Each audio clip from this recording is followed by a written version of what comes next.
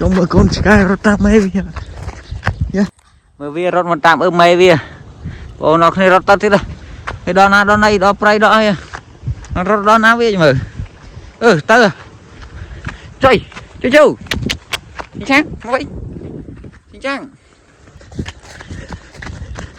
trong một con sky rốt tam mấy bia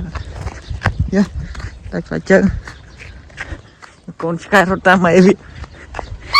chú con sky rốt tam mấy à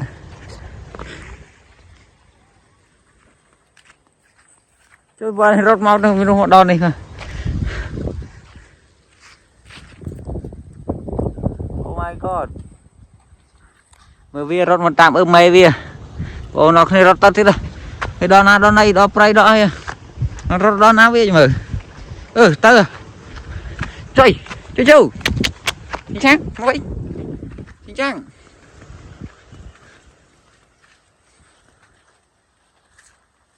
chính xác chị rốt nào bia nữa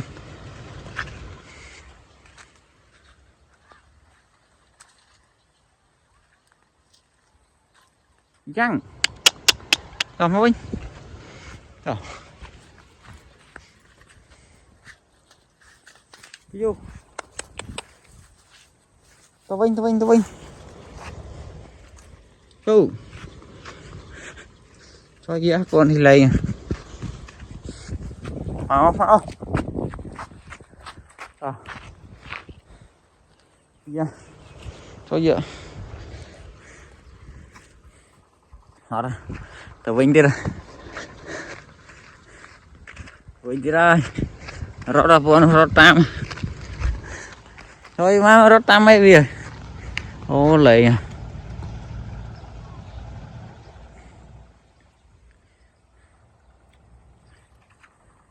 heo bia cho mà tao đã bài xì nó rót tam cho dễ ha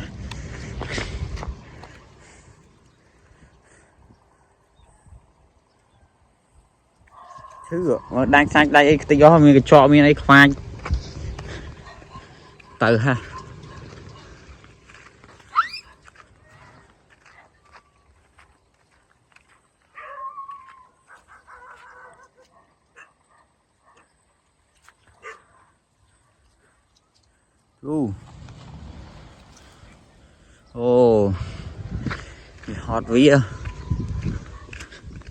hot vía nè play cái